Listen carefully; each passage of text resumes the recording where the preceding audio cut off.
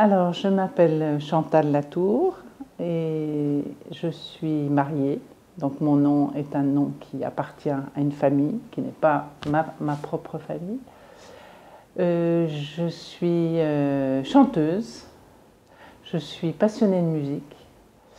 J'écoute énormément de musique et j'entends énormément de musique dans ma tête en permanence. Et je m'amuse quand même beaucoup, je trouve. Et je suis en même temps catastrophée par la situation aujourd'hui. Donc, mon parcours, ben, écoutez, je suis assez âgée puisque j'ai 70 ans. Donc, ça fait 70 ans que je suis, j'allais dire, à m'agiter. Et en fait, j'ai été très mauvaise à l'école. Je m'ennuyais beaucoup.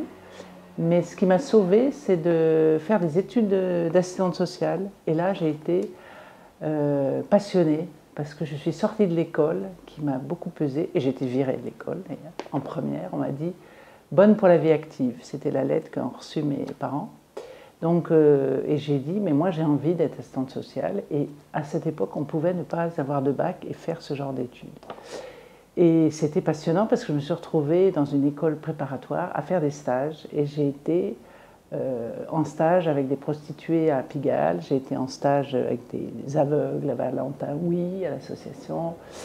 J'étais à la Riboisière dans un hôpital. Et là, je me suis dit, mais c'est génial, quoi. Alors que l'école, enfin, je m'ennuyais énormément, j'étais complètement désespérée. Donc ensuite, j'ai travaillé 10 ans comme assistante sociale spécialisée dans la vieillesse, les personnes âgées.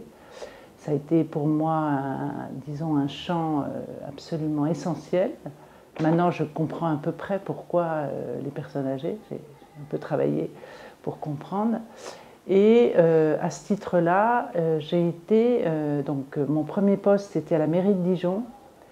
J'étais chargée, il y avait une nouvelle municipalité, une nouvelle élue aux affaires sociales, et l'idée c'était comment inventer une politique vieillesse pour la ville. Et quand je suis arrivée, mon premier boulot, c'était le bureau d'aide sociale derrière un endroit sinistre avec 2 vieilles assistantes sociales. Et je devais donner des bons de charbon et de pain à des clochards. Et puis, l'élu m'avait embauchée pour avec elle travailler sur une nouvelle définition d'une politique vieillesse. Et ça m'a passionnée. J'ai été faire des stages à Grenoble, où il y avait à l'époque Dubdou, qui était un maire sensationnel, qui réinventait beaucoup de choses, aussi bien à la Villeneuve de Grenoble, que dans la politique vieillesse, etc. Et on a essayé de mettre en place à Dijon une politique vieillesse. On a créé un office 3e âge, des clubs, des foyers logements, etc. Donc ça, c'était ma première vie professionnelle. Ensuite, je suis allée, j'étais mariée donc, avec Bruno qui était coopérant, et on est parti en Afrique pendant 2 ans, à Abidjan. Et là, j'ai mis au monde ma fille. Et j'ai travaillé, d'une part, j'ai fait une observation des relations mère-enfant pour un institut psychologique qui était basé à Abidjan. Et je faisais une comparaison avec des carnets entre ce qui se passait entre les mères et les enfants en ville, dans les cours d'Abidjan, et ce qui se passait dans les relations mère-enfant en brousse, à côté, pas très loin. J'étais totalement nulle, incompétente, seule et à me débrouiller, mais je me suis dit, moi de toute façon je ne peux pas rester chez moi avec ma fille, je m'embêtais beaucoup moi avec mes enfants, donc je suis tout de suite sortie et j'ai trouvé cette activité. Et ensuite j'ai travaillé à l'Institut des Arts d'Abidjan pour faire une base de données sur les musiques du monde, parce que moi j'ai toujours été musicienne et la musique c'est quand même mon... Voilà. Donc, et ça m'a fait découvrir, il y avait la collection Okora à l'époque, je ne sais pas si ça vous dit quelque chose, la collection Okora, c'est une collection reliée à Radio France qui fait des enregistrements de musique du monde entier. Donc j'ai fait une base de données, des fiches et des machins, et ça m'a permis d'écouter de la musique que je ne connaissais pas. Ensuite, on est parti 2 ans en Californie, à San Diego. Et alors, non... mon parcours, je ne sais pas si on est déjà dans l'engagement féministe ou pas, parce que déjà là, je peux, d'accord. Parce que je pense que c'est important. Quand j'ai eu ma fille donc à Abidjan, c'était la grande époque des débuts des mouvements féministes en France. Et j'ai entendu toutes les histoires, les femmes qui célébraient la femme du soldat inconnu, qui est encore plus inconnue que son mari, les femmes qui enlevaient leur soutien-gorge, enfin tout ça, c'était la grande époque. Il y avait eu aussi, avant, ça j'oublie, les débuts de la pilule. Donc moi j'étais une des premières à prendre la pilule, je trouvais ça génial. Ça m'a paru évident que j'ai pas une seconde hésité. Pour moi c'était une victoire. On prend la pilule et on se débrouille, quoi. Et puis donc, étant à Abidjan, donc, j'avais eu ma fille qui était totalement désirée et on avait décidé d'arrêter la pilule donc, pour faire un enfant. Voilà. Et puis, il y avait donc tous ces mouvements qui tournaient, dont on avait des nouvelles en étant à Abidjan. Et il y avait aussi une chose importante, c'était les livres. Donc, c'est là où j'ai découvert Kate Millett, l'américaine, Betty Friedan qui venait de publier La femme mystifiée, etc. Et moi, je me suis retrouvée au lendemain de l'accouchement extrêmement perdue. Je ne savais pas ce que je foutais là. Il faisait très chaud, j'étais mal. Je me sentais très mal à Abidjan. Il y avait évidemment un racisme terrible entre les Blancs qui avaient les postes, les Noirs qui avaient les postes en bas. Et puis, il y avait aussi des Français que je trouvais insupportables, des ethnologues qui étaient toujours dans un rapport aussi très macho, en fait, avec les femmes, qui avaient des maîtresses noires, qui sortaient dans les boîtes. Enfin, on buvait beaucoup, tout le monde couchait ensemble. Enfin, c'était vraiment une société à Abidjan, hein, parce que je ne suis pas sûre que c'était pareil ailleurs, que j'ai trouvé extrêmement pénible et je me sentais mal. Et cette naissance de ce bébé, je ne voyais pas du tout ce que je foutais avec ce bébé, quoi. Et puis, elle pourrait vous en parler. Et donc, ayant entendu toutes ces histoires, ces mouvements de femmes en France, aux États-Unis, tout ça, j'ai eu envie de dire à d'autres femmes qui étaient à Abidjan, mais il faut qu'on se retrouve, quoi. C'était une espèce de... C'était pas du tout en termes militants, c'était vraiment en termes... je crève, il faut que je trouve des copines et voilà. Et donc, on a commencé un premier à se voir. C'était des femmes françaises. Et on a commencé à parler des livres qu'on lisait, à échanger sur cette situation complètement barge qu'il y avait à Abidjan à l'époque, qui était tordue sur tous les plans, quoi. Et ce groupe a continué après mon départ, mais pour moi, ça a été un truc fondamental, c'est-à-dire, je ne suis pas seule, quoi. Et donc après, on est parti aux États-Unis, à San Diego, et là, je parlais mal anglais, on n'avait pas beaucoup d'argent. Bruno était tout le temps au labo où il faisait de la recherche, et moi j'étais toute seule avec ma fille. Qu'est-ce que je fous là encore? Et je me suis précipitée au centre des femmes, le Women's Center qui était downtown à San Diego, et qui était dans ces époques. Donc là, on est en 73. Non. Chloé est née en 73, donc on est en 75, on est resté 2 ans à Abidjan. Et je me suis précipitée au centre avec une espèce d'envie de partager, de voir ce qui se passe, de tout ça. Et ça a été génial parce que j'ai été accueillie, c'était évident, quoi. Tout était évident de simplicité, t'es une femme, tu viens et on se parle, quoi. Il y avait aussi des hommes, parce que c'était un centre tout à fait... il y avait beaucoup d'hommes et de femmes qui vivaient en communauté. C'était la grande époque de ces grandes baraques américaines en bois où les gens vivaient tous ensemble. Tout était alternatif. Enfin, quand je dis tout, j'exagère, hein. Disons, il y avait ce monde alternatif. Les écoles étaient alternatives, les cliniques étaient alternatives, les communautés étaient... Enfin, il y avait une espèce c'est les grandes années californiennes où il y avait beaucoup de choses qui s'inventaient. Et donc ça a été une de mes pistes. La deuxième, c'était faire la danse, parce que moi j'ai toujours fait de la danse. Donc là, je vais à UCSD, l'université, il y avait des cours de danse. Je ne dansais pas très bien, mais c'était une façon de bouger. Et puis mon troisième fil, ça a été, qui était très important, qui était de continuer ce que j'avais fait avec les personnes âgées en France. J'ai été au Center for Aging, qui était un lieu très très bien à San Diego. Je suis devenue très amie avec le gars qui dirigeait ça. Et il m'a dit, mais tu sais, il y a un truc très intéressant en Californie, c'est les mouvements de vieux, qui s'appelait les Panthères Grises, Grey Panthers, qui avait été créé par Maggie Kuhn, qui est devenue une amie, Et donc, il y avait un groupe, un collectif Panthère Grise à San Diego. Donc, je me suis précipitée, ravie de retrouver ce milieu-là. Et là, il y avait des hommes et des femmes super intéressants, des anciens communistes, évidemment beaucoup de juifs qui étaient arrivés après la guerre. Je suis devenue très proche de Sacha, je vois son visage et des photos d'elle. Enfin, et là, on va dire dans les discussions, c'était tous les problèmes de la vieillesse et les Panthères Grises. Je ne sais pas si pour vous c'est quelque chose qui a une consistance, mais c'était on lutte contre l'agisme et le sexisme. C'était les deux grands thèmes. Sur le modèle, il y avait les Black Panthers, nous on est les Grey Panthers. Et on a fait des manifs pour réclamer des salaires pour les aides ménagères. Enfin, c'était très très pratique, comme d'habitude avec les Américains. Et c'est d'ailleurs une chose qui, moi, m'avait énormément frappée dans les premières réunions de groupe, c'était le caractère pragmatique des choses. Je me rappelle d'un gars qui avait commencé une réunion en disant "Now you have to be positive, you know, it's just the goal." Et pour une Française comme moi, "be positive is not the..." Oui, c'est pas le premier truc qu'on entend quand on va dans des réunions de groupe en France. Donc ça m'a. Il y avait ce mot, il y avait un autre mot que je trouvais qui m'a fasciné, c'est le grassroots, c'est-à-dire on travaille au niveau de l'herbe, quoi, du sol.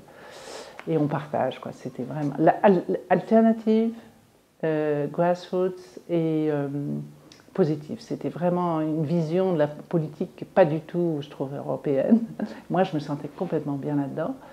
Et donc, grâce à tout ce travail, ce partage avec des vieux et des vieilles. À l'époque, on ne disait pas des vieilles. Maintenant, je parlerai des vieux et des vieilles. Et puis, j'ai en parallèle donc continué avec le Center for Aging. J'ai fait des observations des équipements de la ville et ça a été publié. Et il y avait à l'époque un conseiller du ministère des Affaires sociales qui passait. Et grâce au Center for Aging, j'ai été mise en relation avec lui et il a utilisé le travail que je faisais pour leur propre réflexion sur les nouvelles politiques vieillesse. Et il se trouve aussi que, en même temps, c'était dur. Je mettais ma fille chez une babysitter complètement stupide. Enfin, bon, j'avais honte aussi de ne pas bien m'occuper d'elle, mais en même temps, si je restais avec elle, c'était pas très bien ni pour elle ni pour moi.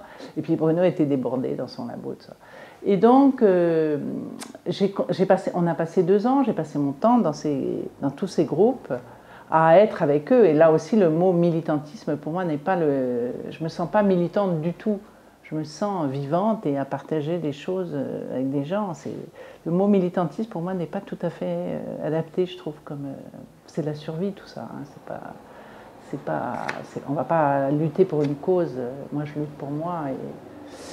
Et donc, alors là, il y a eu une chose très importante. C'est comme je passais mes journées dans ces groupes de femmes, de vieux et tout ça, Bruno m'a dit, mais tu devrais écrire. Donc j'ai dit, bah, moi je ne sais pas écrire et tout ça. Mais je me suis mise. Et à l'époque, Simone de Beauvoir venait de sortir La vieillesse, après avoir sorti Le deuxième sexe. Et bizarrement, je lui ai écrit en lui disant que je suis en train de vivre dans tous ces groupes. Et elle m'a dit, mais c'est passionnant, envoyez-nous ça. Et elle a publié dans Les Temps modernes, j'étais payée, ce que je trouvais extraordinaire, 1500 francs. En 77, et c'est paru dans le mois d'août 1977. Ça s'appelait La révolte des vieux aux USA. Et j'avais fait toute une recherche, toujours dans ma grande passion sur la vieillesse. J'ai découvert qu'il y a eu des mouvements de vieux américains, californiens dans les années 30. Enfin, toi, j'ai vraiment fouillé tout ce qui s'y passait et j'ai pu donc... toujours faisant partie des Panthères Grises, on a fait des formations. Donc à l'université de Los Angeles, Maggie Kuhn est venue au mois de juillet et on a passé 15 jours tous ensemble à réfléchir. Et là, les problèmes, c'était comment on fait du community organizing, c'était un des grands thèmes de l'époque. C'était comment on peut relayer l'information, enfin toutes ces pratiques californienne, enfin américaine, je pense plus que pas simplement californienne, pour remuer les choses, pour se faire connaître. Donc c'était une éducation sensationnelle. Et on habitait tous dans des maisons à Venise, dans le quartier qui était à l'époque assez pauvre, hein, parce que je pense que maintenant ça a dû changer, Venise. c'est au bord de la mer, hein, à Los Angeles. Et on habitait, j'ai des photos très marrantes, on nous voit faire de la musique. C'était vraiment une forme politique extrêmement chaleureuse, drôle. On se prenait absolument pas au sérieux. Maggie Kuhn est une personnalité, je ne sais pas si vous la connaissez, mais je pourrais vous donner des photos d'elle, parce que j'en ai. C'était une femme absolument. Elle devait avoir, à l'époque, elle devait avoir 75, 80 ans. Elle avait une pêche extraordinaire et une intelligence. Et voilà. Donc ça, c'était ma période. Vous voyez, c'est un mélange de professionnel et pour moi, ça n'a jamais été différent en fait. Après, on est revenu en France et là, j'ai été embauchée dans une caisse de retraite parce que j'avais découvert une sociologue, Anne-Marie Guillemard, qui était spécialisée dans la vieillesse, qui travaillait à l'école des hautes études et qui en même temps était comme conseillère à la caisse de retraite, le groupe CRIC qui rassemblait des syndicats patronaux et syndicats salariés. Et grâce à Anne-Marie, donc d'une part, elle a pris tous mes textes et mes observations pour mettre ça dans un gros rapport qu'elle a fait sur une politique comparée des politiques vieillesse en France et aux États-Unis. Donc elle a été incroyable, elle m'a accueillie et elle m'a demandé si je ne voulais pas venir travailler dans la caisse de retraite. Et là, j'étais dans ce rêve, on va travailler avec les syndicats, on va parler de nos histoires, on va tout ça. Bon, en fait, j'ai fait 2 ans dans cette caisse, je faisais des groupes de parole dans des quartiers à Paris, mais j'étais très très seule. Et en plus, le directeur me regardait d'un air un peu atterré. J'étais soutenue par Anne-Marie Guillemard, mais toute cette idée de pratique collective, on va témoigner et on va faire évoluer les choses, c'était absolument pas adapté à la vie syndicale, premièrement, et à une caisse de retraite, quoi. Donc j'ai quand même passé 2 ans, et on m'a laissé faire des trucs qui n'étaient pas du tout catholiques, hein. Je faisais des groupes de parole dans des trucs, alors tout le monde se demandait ce que je foutais là. Mais bon, ça a continué on va dire, ma passion pour les vieux et tout ça. Et en parallèle, en rentrant en France, j'ai découvert un journal qui s'appelait Mathusalem. Je l'ai là, si jamais c'est intéressant. Vous voulez que je... Ouais.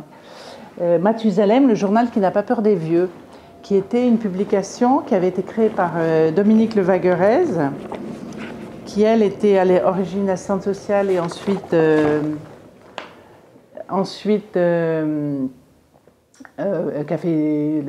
qui était psychanalyste aussi. Et elle avait créé ce journal avec un petit groupe, beaucoup des travailleurs sociaux, des psys. Et j'ai trouvé ce journal en arrivant à Paris. Alors je suis précipitée, évidemment. Et on en a fait un... Il se trouve aussi que Dominique était très proche du groupe de Charlie Hebdo. Donc on avait des dessins de copies, Réserve et ce numéro dans lequel j'ai fait tout un truc sur les femmes en Californie, etc. Les femmes, les vieilles en Californie. Alors là, on avait des groupes de discussion sur la ménopause, le temps de travail. Il y avait un gars dont j'ai oublié le nom. On travaillait beaucoup sur comment changer le rapport retraite-travail. Qu'est-ce que c'est que le temps de vie, etc. Il y avait un film de Denis Gage, La vie t'en a qu'une, qui était un de mes copains. Enfin, il voulait faire un film sur la vieillesse, d'ailleurs, et c'est comme ça que je l'avais emmené dans les hospices et tout ça. Et il faisait partie du groupe de Mathusalem. Là aussi, c'était des formes qui n'avaient rien à voir avec les formes classiques. C'était on parle, on se raconte, on témoigne, on énonce des choses, quoi. Voilà, donc ça c'était génial, ça a été essentiel pour moi. J'ai aussi, on habitait dans le 15e au début, et là il y avait une maison des femmes qui avait repris un local, un truc abandonné pour faire une maison des femmes. Voilà. Je suis allée au PS parce que je me suis dit, bon, j'ai envie de militer, etc. Je suis allée au PS dans le 15e, puis alors là je suis restée exactement 2 heures, puis après j'ai plus refoutu les pieds. Parce que ça m'emmerdait, quoi. Je trouvais ça pas du tout intéressant. Puis la pratique d'un parti, pour moi, c'est très très difficile, quoi. On est dans une logique qui n'était absolument pas dans ma forme de pratique, évidemment. Donc voilà, et puis après j'ai travaillé dans une association qui s'appelait Ville Humaine dans le 14e arrondissement, après ma caisse de retraite, là, au bout de plusieurs années. J'ai travaillé, l'association avait été créée par Alain Mallet, peut-être que vous connaissez, qui a créé les cafés-théâtres, et qui avait créé cette association pour faire des choses dans le 14e. C'était la grande époque des années, on luttait contre la radiale, c'était une autoroute qui devait arriver derrière Montparnasse. Il y avait à l'époque plein de problèmes on va dire, de destruction des petits commerces, des petits artisans, etc. Parce que le quartier devait se transformer pour faire une ville moderne, quoi. Et donc, il y avait plein de gens militants, il y avait VDL, Vive dans le 14e, qui était dirigé par Gérard Courtois, qui était au Monde, qui vient de prendre sa retraite, mais qui travaillait à l'époque dans ce journal militant. Et puis, on a créé une boutique de gestion pour faire du conseil, aider l'activité. C'était la grande idée de Dougier, Henri Dougier, je ne sais pas si ça vous dit quelque chose, comment créer son propre emploi, être autonome, enfin, toute cette logique-là. Et puis, on a fait des carnavals, on mélangeait les vieux, on habitait, non, on n'habitait pas, mais on a fabriqué des chars dans des lieux qui étaient des espèces de lieux abandonnés, des ateliers abandonnés, avec Patrick Bousquet et Michel Jaffrenaud, qui étaient dans leur vie professionnelle des vidéastes. C'est eux qui ont été les premiers à... Enfin, peut-être que vous connaissez. Michel Jaffrenaud, il a fait pas mal de choses. Voilà. Il mélangeait la vidéo et le spectacle vivant, enfin les gens vivants. Et en même temps, ils gagnaient leur croûte en étant au bureau d'aide sociale. Donc on avait cette association, on était avenue du Maine, et on rigolait comme des baleines. C'était cette grande époque, il y avait de l'argent, parce qu'on avait eu un fonds d'intervention culturelle du ministère de la Culture pour faire ces actions de quartier.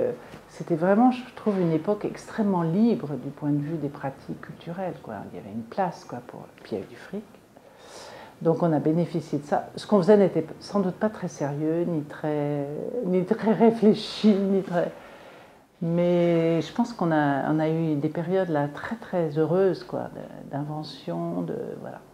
Après, j'ai travaillé je vous passe un petit peu, mais je suis arrivée, j'ai travaillé dans une société qui faisait des films sur la musique, Idéal Audience, qui existe toujours. J'ai travaillé 10 ans là. Et là, j'ai été assistante du directeur et après, j'ai chargé de la communication. Donc là, j'ai découvert le milieu de la télévision, les produits dérivés. Et c'était très intéressant parce que Idéal Audience faisait des films très beaux, beaucoup à base d'archives. On faisait Classic Archives, qui était une façon de traiter les archives de l'INA et de la BBC pour en faire des... Enfin, ça existe toujours, hein, c'est vendu en DVD. Et moi, je m'occupais de comment mettre en valeur les auteurs, les réalisateurs, comment inscrire les films dans les festivals, et puis travailler sur... Parce qu'il y avait toujours un film, un disque, un livre, etc. Donc on a fait avec Bruno Mont-Saint-Jean des films sur Richter, plein de choses qui étaient absolument passionnantes. Et moi, d'un point de vue privé, j'ai toujours été musicienne, et j'ai toujours pratiqué. Donc ce que je faisais là, Idéal Audience, c'était aussi une façon pour moi de relier deux choses qui étaient mon amour de la musique et une pratique professionnelle. Voilà. Et c'est quand même des années où là, je trouve que j'étais dans un mode de travail qui était très on va dire, formel, puisque les circuits télé, quand vous êtes là-dedans, c'est pas la petite association qui fait des trucs marrants sur les boulevards de je sais pas où. C'était un travail plus sérieux, on va dire. Puis j'ai appris aussi beaucoup de choses grâce à ça. Et puis j'ai connu le milieu de la télé, d'Arte et tout ça, qui est un milieu quand même où il se passe beaucoup de choses intéressantes. Voilà. Puis après, j'en ai eu marre. Tous les 10 ans, j'ai changé un truc. Et je me suis dit, bon, maintenant, qu'est-ce que j'ai envie de faire? J'avais déjà eu 3 vies professionnelles, les vieux, la culture et la télé. Et là, je me suis dit, bon, je vais négocier un licenciement économique. Ils ont accepté. Et je me suis dit, je vais faire ce que j'ai envie. Et là, j'ai créé avec une amie une association sur la voix contemporaine, parce que j'avais mon histoire de chant et tout ça qui restait dans ma tête, avec Valérie Philippin, donc, qui est une chanteuse aujourd'hui connue, qui est spécialisée dans le répertoire contemporain. Et on a créé cette association qui s'appelait Singulière Compagnie, la voix et les arts de la scène. Et Valérie est une très grande pédagogue, elle vient de sortir un livre passionnant que je vous conseille sur la voix contemporaine, c'est sa spécialité, enseigner la voix contemporaine. Elle-même a été formée par Apergis, c'est Apergis qui l'a détournée du chant lyrique classique. Et puis on a créé un ensemble qui s'appelait Kiosque. Il y avait 6 instrumentistes et on voulait faire des spectacles, des choses comme ça. Et en parallèle, et c'est grâce à Valérie que je suis rentrée dans la musique contemporaine. Parce que moi j'avais une culture classique, j'étais passionnée de baroque, de musique romantique allemande, et je me disais, mais tous ces gens que j'adore, Brahms, Schumann, Bach et les autres, c'est qui maintenant quoi? Il faut que je me bouge pour aller voir qui c'est, alors que j'avais eu aucune introduction, on va dire, à la musique contemporaine, qui m'effrayait un peu. Et là, grâce à Valérie, qui connaissait très bien ce milieu, David Gis, qui était le producteur à France Musique, et qui dirigeait la Muse en circuit à Alfortville, à Maison Alfort, à Alfortville, et il a créé avec d'autres un réseau qui s'appelait Futur Composé, qui existe toujours. Et l'idée, c'était comment on peut, à l'époque on était régional, comment on peut assembler les gens, à la fois les compositeurs, les ensembles, les solistes, etc., pour faire un peu du travail de lobbying et de défense de la musique contemporaine. Donc, grâce à Valérie qui était dans ce milieu, je voulais que je m'arrête. Je suis allée à une réunion de Futur Composé et progressivement, je suis devenue la coordinatrice du réseau. C'est-à-dire, c'était la première, sur du fric de la région, à l'époque, c'était un emploi aidé. Et ça a été passionnant parce que j'ai découvert ce qui se passait dans la musique contemporaine. Et la première manifestation qu'on a fait, c'était une grande journée, un week-end porte ouverte à l'Opéra Comique, où pendant 2 jours, c'était les Journées du patrimoine, on a fait de la musique dans tous les coins, d'en bas jusqu'en haut, et les gens pouvaient rentrer gratuitement et aller voir, écouter, tout ça. Donc ça, c'était absolument génial. Puis moi, j'aime beaucoup organiser des trucs, mettre ensemble et permettre aussi d'ouvrir les lieux. Donc voilà, et puis après je me suis disputée avec David Gis, qui est un vieux corin qui dirige et qui méprise les femmes et qui les traite comme des merdes. Donc voilà, et je suis partie parce que moi je suis restée 2 ans. Et en parallèle aussi, on a fait un truc passionnant avec Omer Corlex, que vous connaissez peut-être, qui est un producteur de France Musique aussi, spécialisé dans la musique contemporaine, et qui a une revue qui s'appelle... voilà, excusez-moi, ça m'échappe, qui existe toujours. Et avec Omer, il me dit, moi j'aimerais bien faire un club de rencontres sur la musique contemporaine. Ben, je dis, ben on va le faire. Et puis on a fait, ça s'appelait l'Appart. Et par mail, on disait, tel jour, il y a un tel qui vient, tel compositeur. Et ben, on se réunit, on parle avec lui et on mange ensemble. Et ça a fonctionné pendant 2 ans. Et c'est comme ça que j'ai connu George Benjamin, qui est un grand compositeur anglais, Jonathan Harvey, qui des stars, mais qui venaient. Et comme on a un appartement qui est grand et qui permet ce genre de choses, on était entre 15 et 30. Il y avait une première partie avec un interview du compositeur, et c'était toujours avant un concert ou quelque chose à Paris. Et puis après, on discutait, et après on mangeait tous ensemble, et à 10h, on fermait les portes, tout le monde s'en allait. Donc c'était un moyen de se former aussi, parce que la musique contemporaine, c'est quelque chose qu'il faut entendre en direct. Je pense qu'écouter par haut-parleur, ça vous fait perdre beaucoup de choses. Et moi, je voulais toujours qu'il y ait de la musique directe. Donc il y avait toujours des instrumentistes. Donc on a eu des gens de l'ensemble intercontemporain, enfin il y avait des musiciens qui acceptaient de venir. Il n'y avait pas d'argent dans tout ça, c'était complètement free. Oui, il y a un élément, donc, en parallèle à ces activités professionnelles, on va dire. Il se trouve que donc, sur le boulevard Saint-Michel, j'ai eu un tract. Et je disais, évidemment, moi les tracts, j'en ai tout le temps dans ce quartier, donc je les jette assez vite. Et là, le mot marche des femmes, pour moi, est un mot qui me touche énormément. Donc tout de suite, j'ai lu et j'ai vu que c'était ces femmes qui avaient fait ces marches en France, qui représentent contre la violence contre les femmes dans les quartiers, ce qu'on appelait les quartiers, ce qui est un mot bizarre, quartiers, il y a partout des quartiers, mais ça me fait toujours rire quand on parle des quartiers pour ces quartiers-là. Et je suis donc, tout de suite, j'ai donné un chèque, ce qui n'est pas tellement courant, parce que, bon, et je suis allée à une de leurs réunions, parce qu'il y avait une adresse, c'était dans le 19e à l'époque, je ne sais plus où, et là, alors, j'ai découvert Fadela Amara, Safia Lebni, Siem, toute une bande de filles, et j'ai été totalement, d'abord j'étais ravie de retrouver des groupes de femmes, parce que j'avais arrêté ce genre on va dire de pratique. Et puis, j'ai découvert énormément de choses, quoi. J'ai découvert la question des quartiers avec des proportions d'immigrés énormes, des choses qu'on sait, mais quand vous commencez à entendre les histoires réelles de ségrégation et de les voir avec ce que les gens vous racontent dans ces réunions. Il y avait des hommes et des femmes hein, dans les réunions. J'ai découvert ça, j'ai découvert la violence contre les femmes. Et à l'époque, je ne sais pas si vous vous rappelez, il y avait Samira Belil qui avait écrit un livre qui s'appelait « Dans l'enfer des tournantes ». Donc j'ai découvert les viols collectifs dans les cars, les machins, plein de choses que je n'avais absolument pas...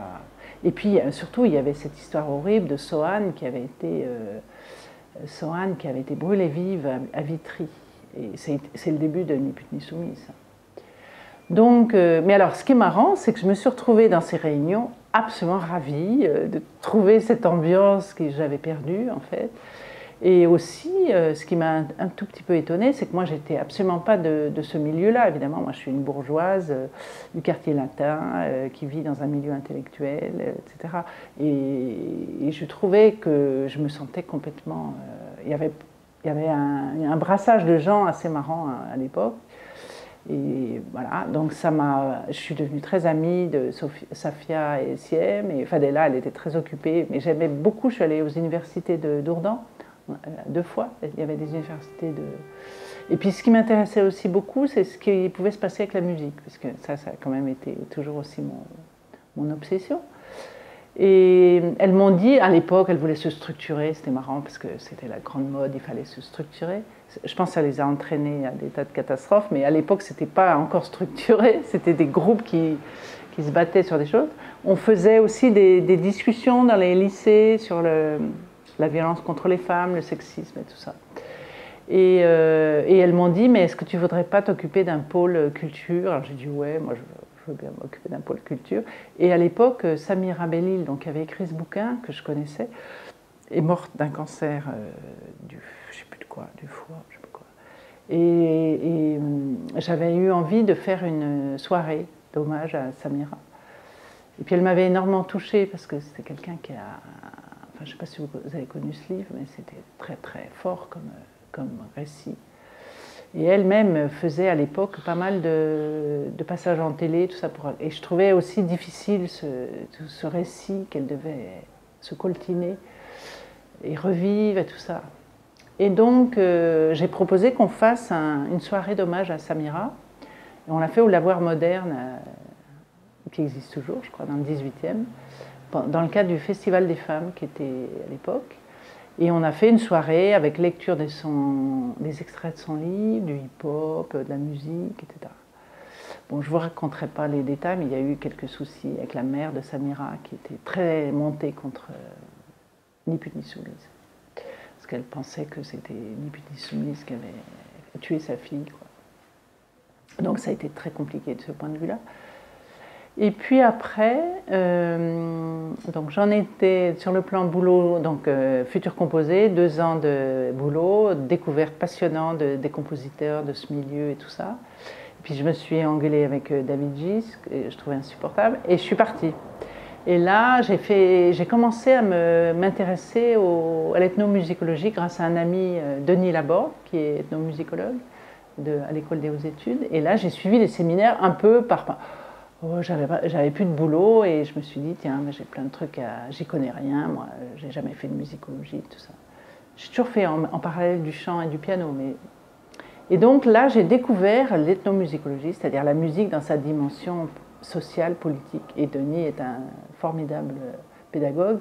Et autour de lui, il a tout un réseau d'étudiants sensationnels qui viennent du monde entier et qui sont à la fois, qui jouent de la musique, mais qui réfléchissent dessus. Donc ça a été pour moi un réseau absolument passionnant et j'ai plein d'amis là-dedans. Et à l'époque, Zone Franche, qui est le réseau de musique du monde, je ne sais pas si vous connaissez, Zone Franche, ça rassemble les professionnels des musiques du monde, cherchait quelqu'un pour organiser des états généraux des musiques du monde.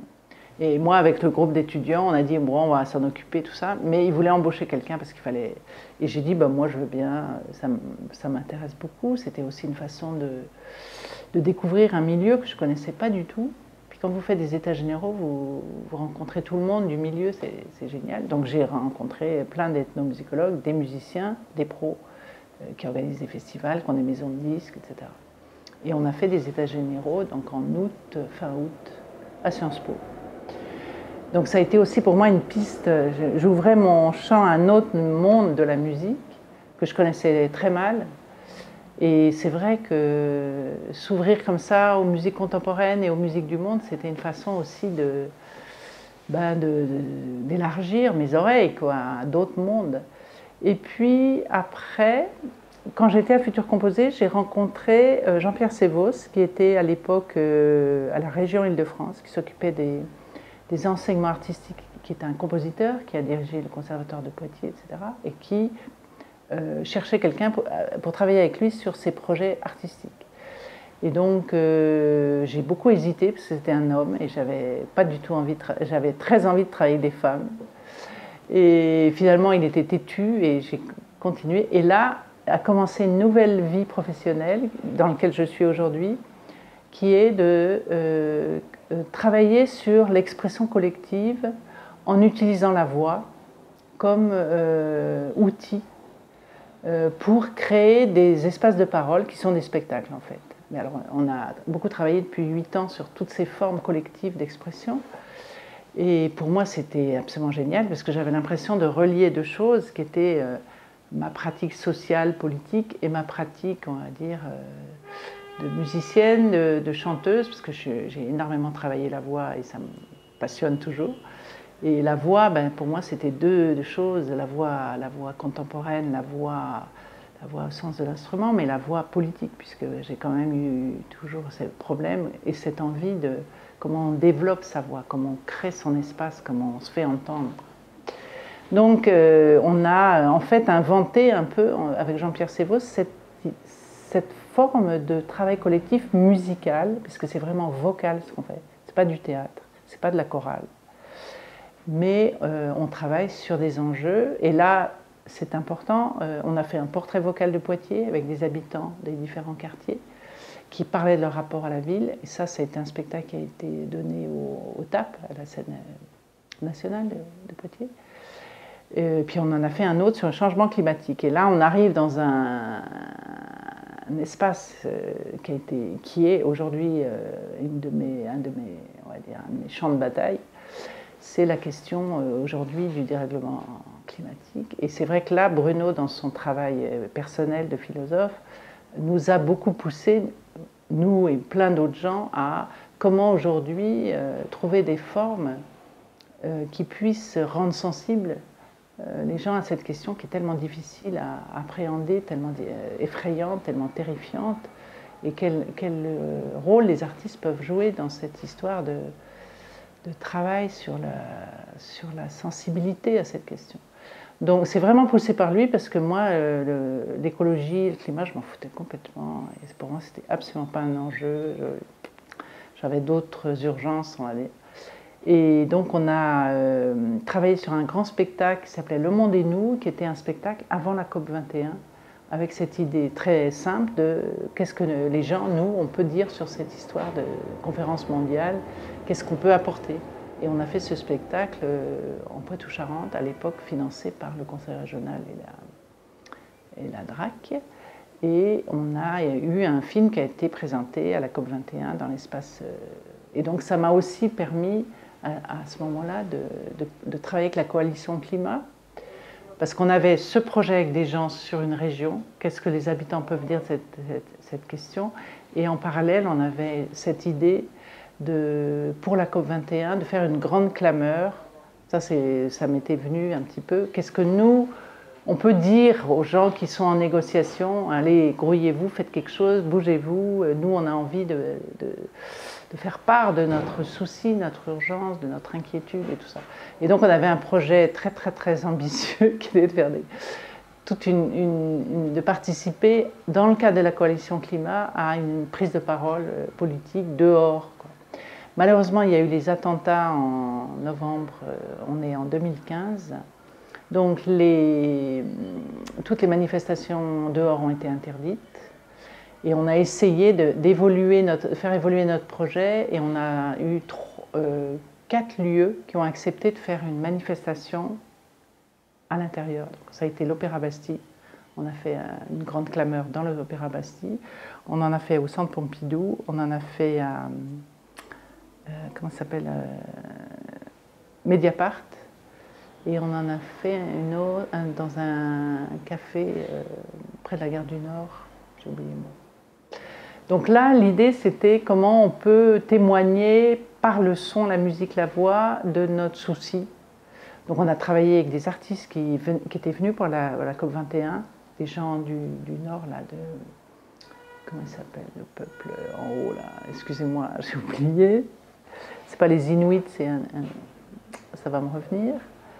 Et c'était très ambitieux, très difficile.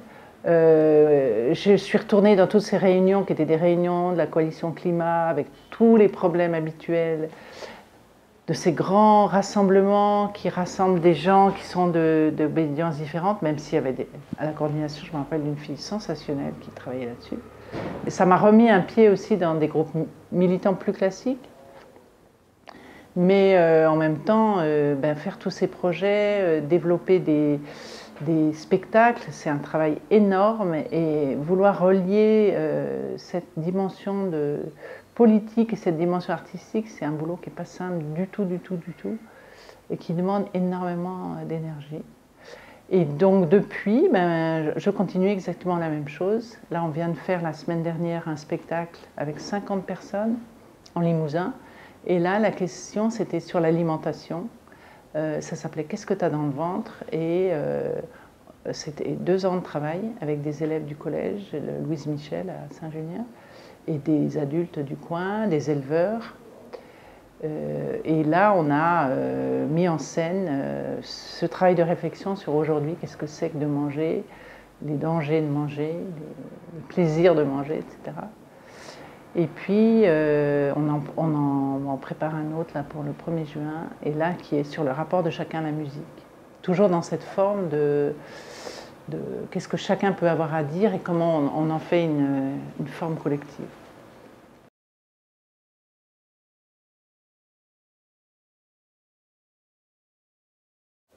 Oui, alors je reviens juste un petit peu sur ce qui m'avait intéressé dans vos 2 questions sur les oppressions. C'est une question qui m'a vraiment fait réfléchir.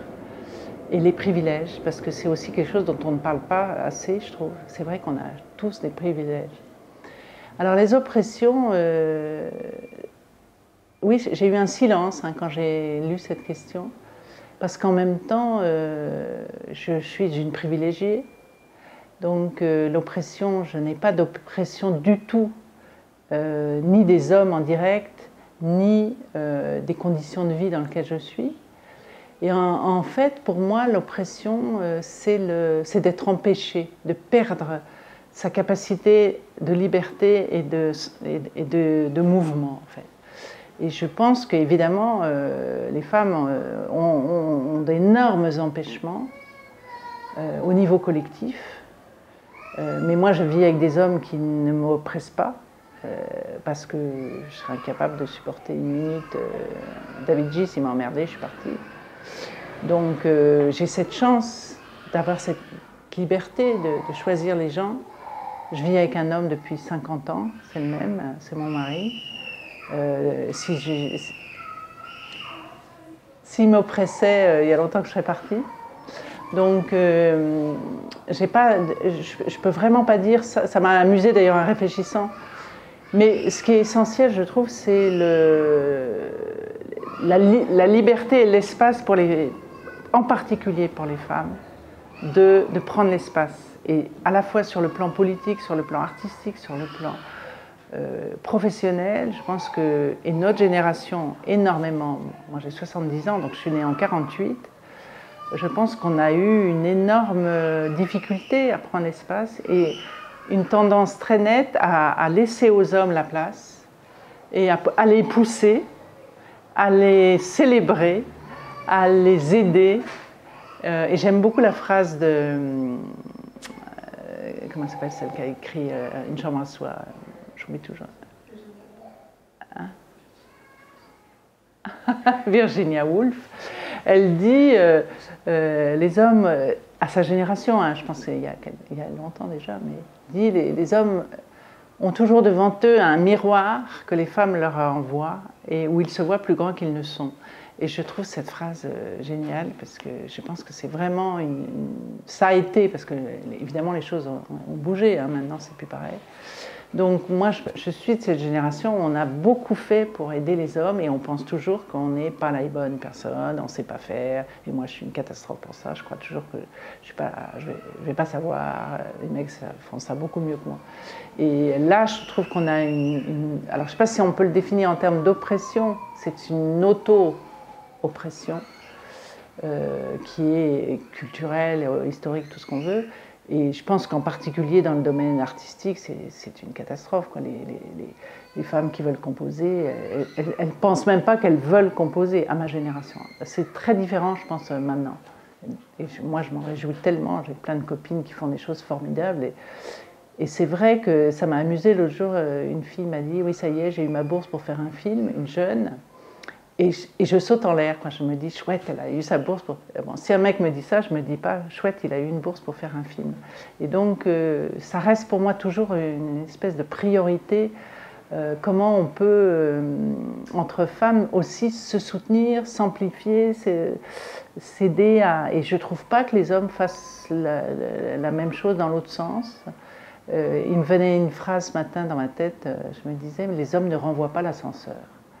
Et bon, c'est peut-être faux, hein, mais parce que je le regarde quand je dis ça. À ma génération, je trouve que c'est quand même très très vrai et qu'on s'est beaucoup soucié, nous les femmes, d'offrir les conditions pour que les hommes et les hommes proches fassent ce qu'ils ont envie de faire. Bon, ça c'est un sujet. Donc en ce moment, mon combat, c'est moi, comment je peux arriver à... C'est pour ça aussi, ça me fait rire de faire cet enregistrement. Comment arriver à être un peu plus prête à moi-même me mettre en valeur, quoi.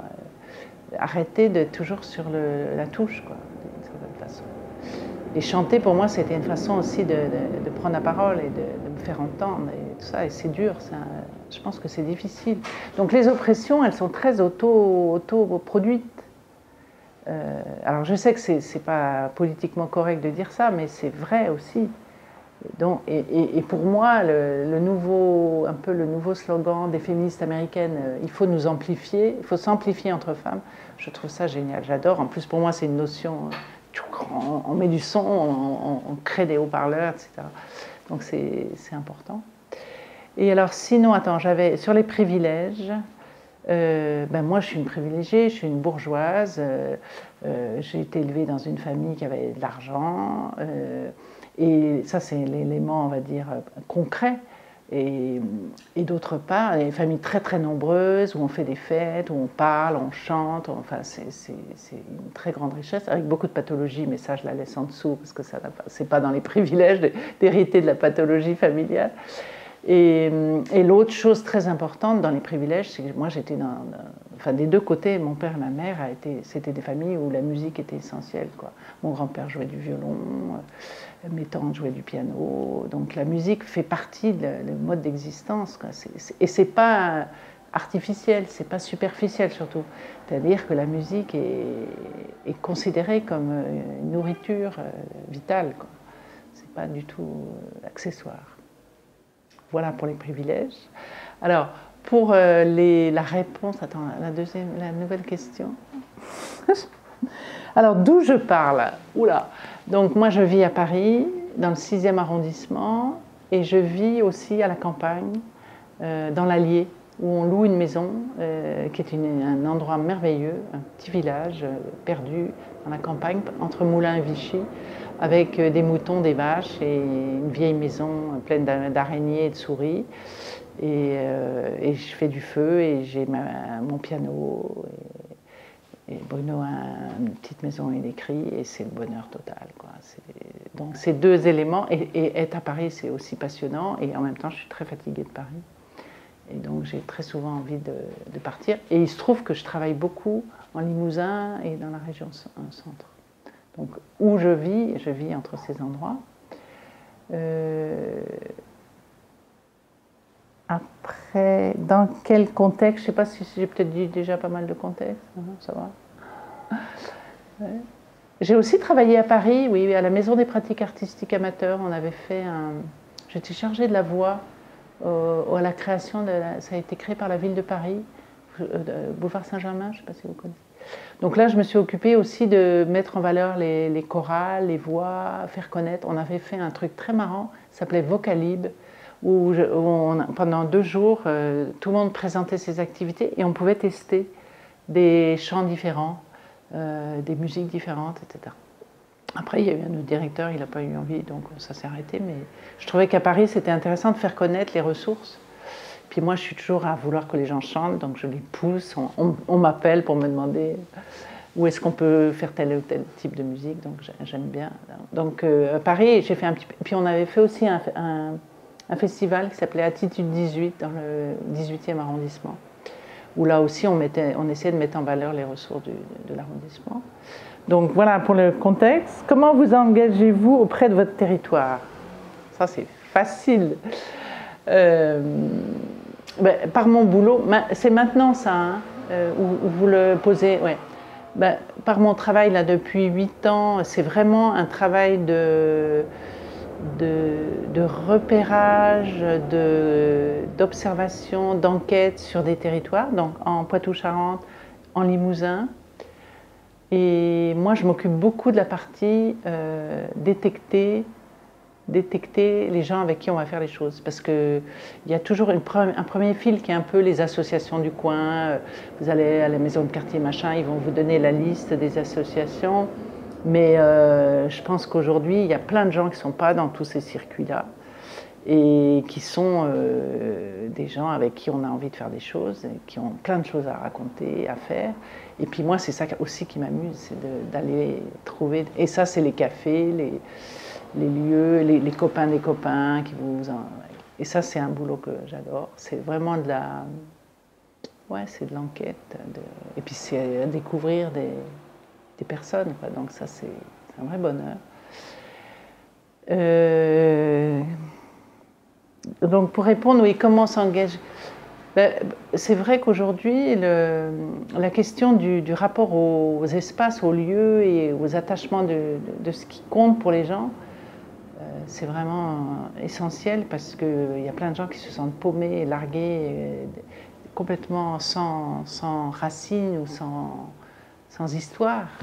Donc, et en même temps, ce que je trouve passionnant par rapport à cette question du territoire, c'est que, par exemple, là, dans l'Indre, on est en train de faire un nouveau projet. Il y a plein de couples ou de jeunes qui reviennent dans tous ces territoires abandonnés, parce que c'est des endroits souvent où il n'y a plus beaucoup de villes, les commerces n'existent plus dans les petits villages ou les petites villes. C'est quand même assez... À Bellac, par exemple, on a fait un projet sur les rapports animaux et humains, ça s'appelait Humain-Animal. Bon, Bellac, c'est une ville qui est morte, quoi. Il n'y a plus de café, il n'y a plus de commerce, il y a des centres commerciaux, mais ces villes crèvent, quoi. C'est dramatique. Et les gens qui y habitent se sentent très dévalorisés, et les jeunes qui y habitent pensent qu'ils sont des cons, quoi. Ils se sentent complètement abandonnés. Donc, je trouve que ce travail de territoire, d'essayer de faire fourmiller, d'aider à fourmiller, de mettre en lien des gens qui ne se connaissent pas du tout, parce qu'il y a plein de gens qui fonctionnent complètement dans leur... Il y a la vieille population qui fait ces activités, il y a plein de jeunes qui arrivent maintenant, qui achètent des maisons et qui cherchent des lieux où travailler dans des conditions un peu plus agréables. Le problème souvent c'est le travail, hein, dans tous ces coins, c'est que les gens n'ont pas de boulot, donc ils partent en ville. Mais aujourd'hui, avec la crise climatique et les difficultés de vivre dans les villes où c'est cher, ben, il y a plein de gens qui ont envie de retrouver des modes de vie plus normaux, quoi. Mais c'est compliqué. Donc dans mon travail, c'est exactement ce lien au territoire, c'est essentiel. Hein, et c'est ça qui me passionne. Puis moi, les endroits, la campagne, et la lumière et les arbres, c'est génial. Je ne peux pas vivre sans. Et c'est vrai que Paris me fatigue.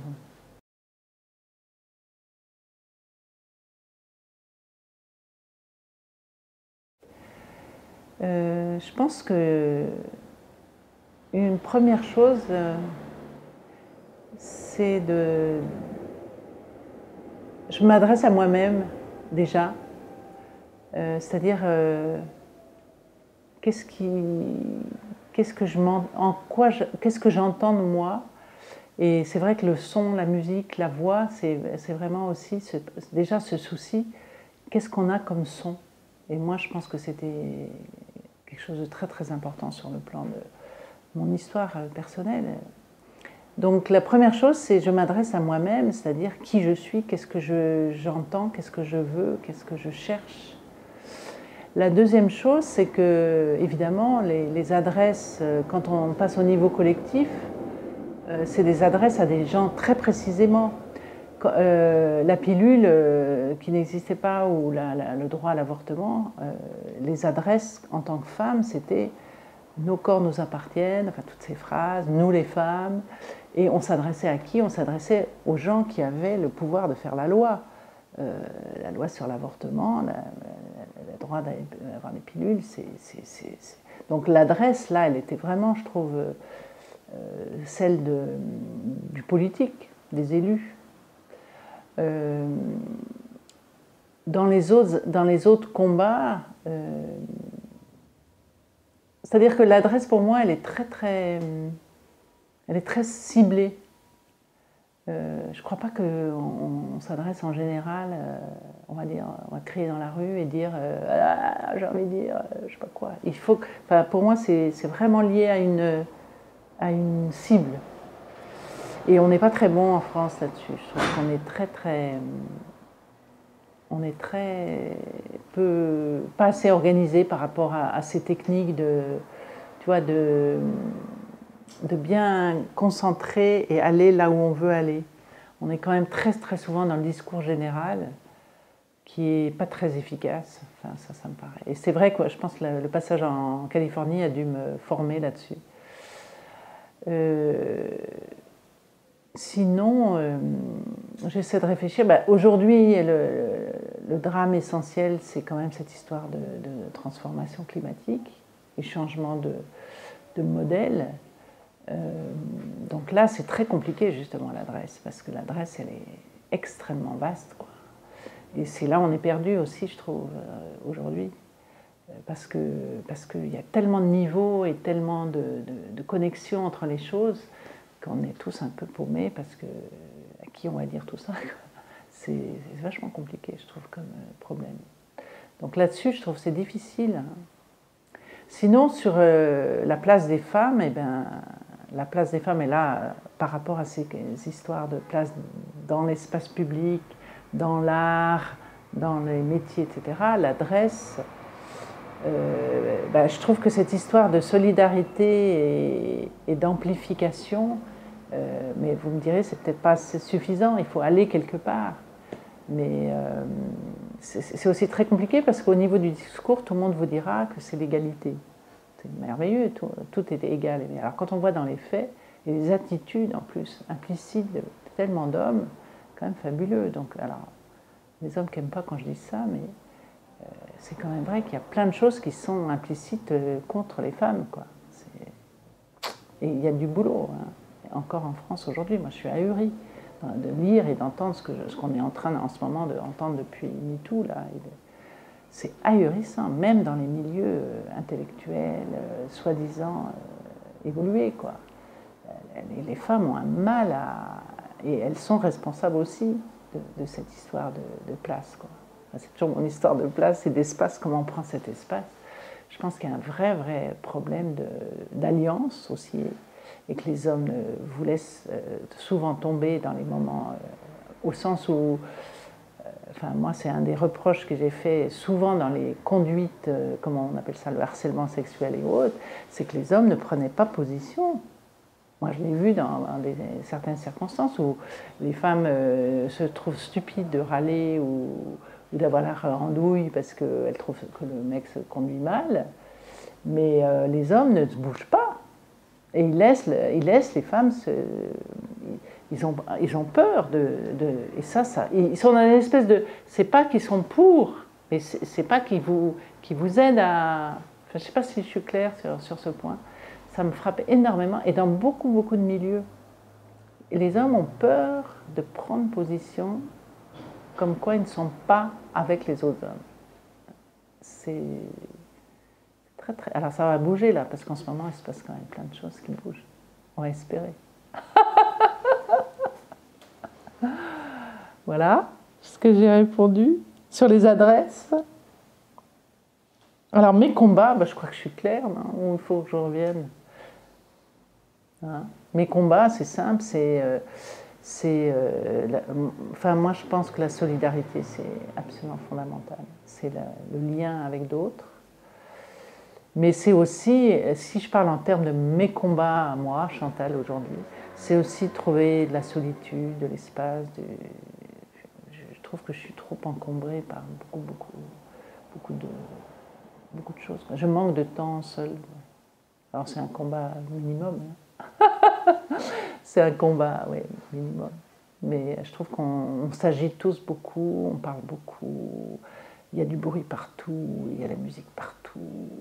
On ne peut plus aller dans un café sans le silence. Les salles d'attente de kinésie, maintenant, vous avez de la musique. C'est une catastrophe. Et moi, quand je dis ça, on me regarde d'un sale œil, mais il faut arrêter de mettre de la musique partout. C'est grave. Tout le monde est complètement en saturation permanente. Alors c'est pour s'éloigner aussi, quand vous voyez les gens avec des trucs dans les oreilles, mais je trouve que laissons-nous du silence. Enfin, ça c'est dans mes combats. Ouais. Ouais. Je ne suis pas très suivie sur ce point.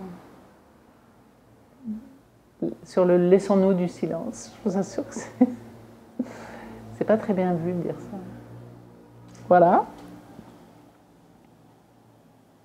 Alors, ça, c'est une bonne question. Les raisons de vos engagements sont-elles personnelles ou collectives? Pardon? Mais moi, je ne fais pas de différence, vraiment. J'ai l'impression que tout ce que j'ai vécu et ce qui m'a fait souffrir, ce qui m'a fait agir, c'était complètement personnel. Parce que moi, je ne me suis jamais battue pour des choses qui ne me concernaient pas.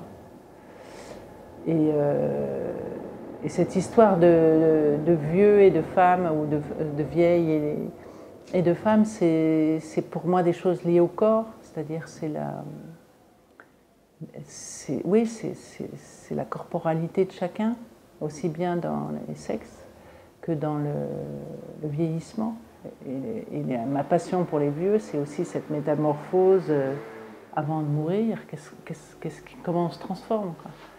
Donc je pense que cette histoire de corps et d'espace, c'est vraiment mes combats. Enfin, je passe le bon terme, combat.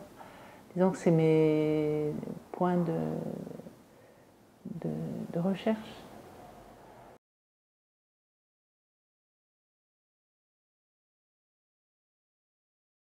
Mes modes d'engagement, c'est d'une part... je pense qu'il y a deux entrées pour l'engagement. Il y a la vie, il y a le quotidien, il y a l'être, et il y a la forme plus publique, qui est la vie professionnelle. Et moi, dans ma vie professionnelle aujourd'hui, donc, je suis auto-entrepreneuse. J'adore ce terme, parce que je trouve que je me sens auto-entrepreneuse depuis toujours, en fait. Donc, je facture, je suis une entreprise qui me fait rigoler. Et puis, et je suis à la retraite puisque je bénéficie de mes pensions sur les boulots que j'ai faits. Donc c'est un double statut qui, je trouve, est très très clair. J'ai l'impression de bénéficier de mes grosses retraites, comme vous imaginez, et de mon statut d'auto-entrepreneuse. Je suis une entrepreneuse, ouais. Et auto-assez aussi, parce que j'ai jamais eu vraiment de conscience d'appartenir à des groupes ou des institutions. J'ai une vision un petit peu individualiste de ma présence au monde, quoi. Donc,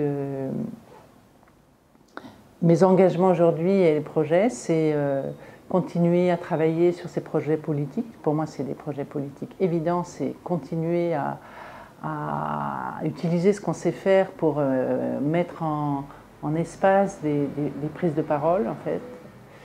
Ça me passionne. Et puis c'est un bonheur parce que vous rencontrez les gens et vous les écoutez, ce qui est quand même super. Et puis il y a aussi ces engagements de réfléchir, quoi, de cogiter, de regarder ce qui se passe, d'entendre, de partager aussi, parce que je pense qu'aujourd'hui on vit dans une phase difficile, hein, et beaucoup plus difficile que les années qu'on a connues dans les années 70-80, où je trouve que les choses étaient plus simples. Maintenant, c'est très très dur pour les gens de trouver du boulot.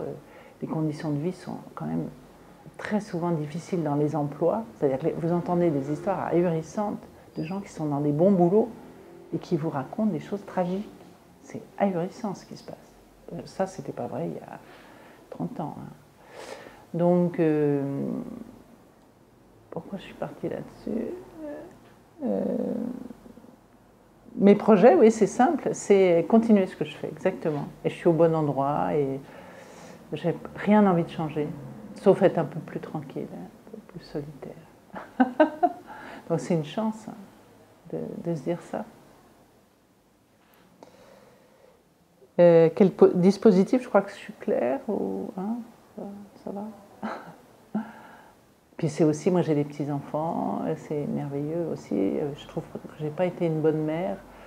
Et je regarde ces petits-enfants, ça me fascine, quoi. Alors que j'avais pas beaucoup d'espace pour mes enfants. Et puis on était dans les années féministes où faire des enfants, bien sûr j'ai choisi, hein, de faire les enfants. Mais on était très, je trouve, dans les années 70, bon c'est quand même chiant d'être mère de famille. C'était un peu ça le message. Donc on n'en a jamais rajouté non plus. Et ça me frappe beaucoup dans ma génération de voir le nombre de femmes qui découvrent aussi le bonheur des petits-enfants. Je pense qu'on a parfois raté un petit peu des choses avec nos propres enfants. On avait tellement de choses à découvrir. Et puis les images de mères étaient tellement tragiques qu'on n'avait pas envie d'être des mères.